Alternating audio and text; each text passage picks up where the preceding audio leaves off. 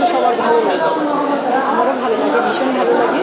তবে সবচেয়ে বড় ভালো লাগাটা তৈরি হয় যখন দর্শকরা আমার কাজকে ভালোবাসে, সেটা সবচেয়ে বড় ভালো লাগার জায়গা।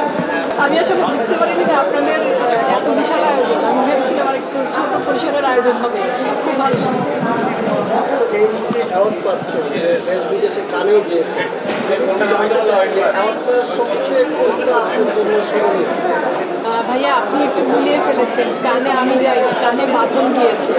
তবে হ্যাঁ, আমাদের দেশের স্বাধীনতার পর দেশের 53 বছরের ইতিহাসে, স্বাধীন বাংলাদেশের ইতিহাসে প্রথম একটি চলচ্চিত্র যেটি কানে আমন্ত্রিত হয়ে গিয়েছে এবং তার অভিনেত্রী বাঁধন যেই হই না কেন, মানে আমি বলতে চাচ্ছি সেই ছবির অভিনেত্রী যেই হই না কেন, সেটা আমাদের সবার জন্য সম্মানের গর্ব। আমি ভীষণ আনন্দিত যে আমাদের মানে তাদের চলচ্চিত্র রেহানা মারিয়াম নূর কানে গিয়েছিল, এটা আমাদের সবার জন্য আনন্দ।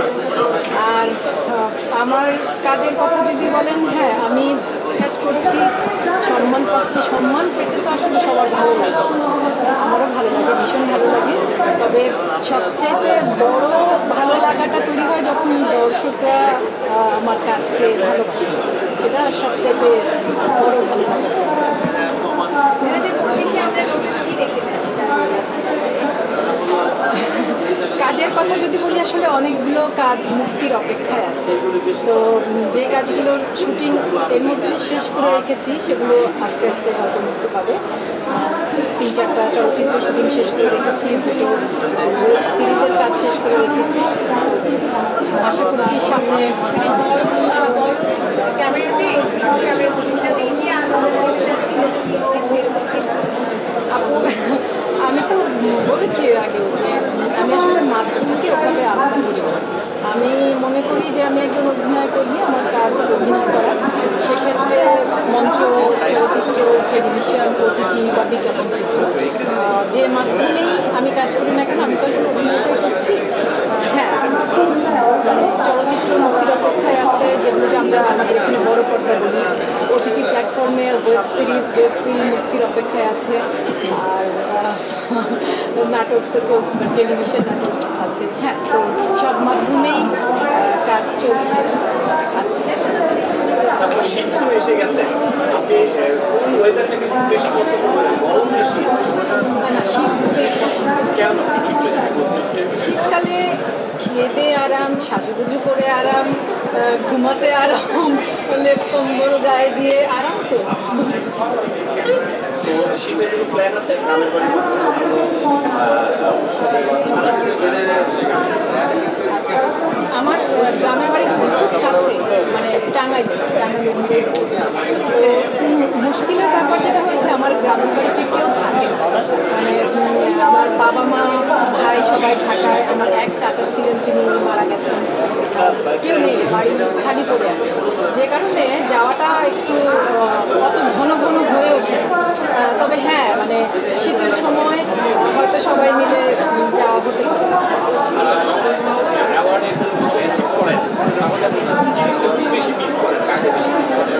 কিছু ভালো কিছু আছে?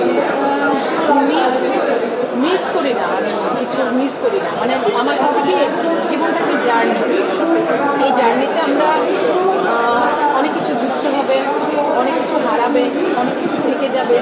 আমি বিশ্বাস করি যা সুন্দর, যা ভালো মানুষের জন্য মঙ্গল, সে সব কিছু সেই মানুষটার সাথে থেকে যায়। মানে যেমন আমার ছোটোবেলার বন্ধুরা, আমার কলেজ বিশ্ববিদ্যালয়ের বন্ধুরা, আমার পরিবার, আমার জন্য যা যা ভালো সব আমার সাথে আছে। আমার যে কোনো অর্জনে আমার কাছে যারা গুরুত্বপূর্ণ মানুষ, তারা আমার সাথে আছে, পাশে আছে। মিস করি না, সবাই আমাকে ঘিরে আছে। অভিনয়ের পাশাপাশি মডেলিং বা ফটোশুটগুলোকে কিভাবে এনজয় করে? ছবি দিলে যে সোশ্যাল মিডিয়া সবচেয়ে আলোচনা আছে, কেমন এনজয় করে? আমি কাজ খুব এনজয় করি। হ্যাঁ, এবং মডেলিংয়ের বিষয়টা হচ্ছে, আমি আসলে যখন কাজ শুরু করেছিলাম, প্রথম কাজ ছিল আমার সিম্পল 2005। তো তারপর আমি একটি বিজ্ঞাপন চিত্রে কাজ করেছি করেছিলাম অমিতাভ রেজা চৌধুরী গ্রামীণ ফোনে, সেটি 2008-এ শুটিং করেছিলাম।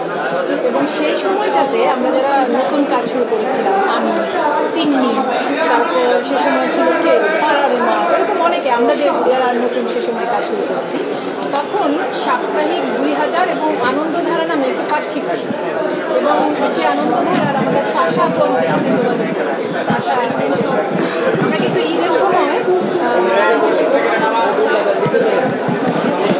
মানে ঈদের সময় বিশেষ করে রোজার ঈদ, কোরবানির ঈদে আমি যাদের কথা বললাম যে তিন্নি, দিহান আপু, আমাদের সবার ঈদের ফটোশ্যুট হতো। তো সেই সময়ের সাথে সাথে যেটা হয়েছে যে এখন আসলে আমাদের বিষয়টা চাপে দেয় না ভাই।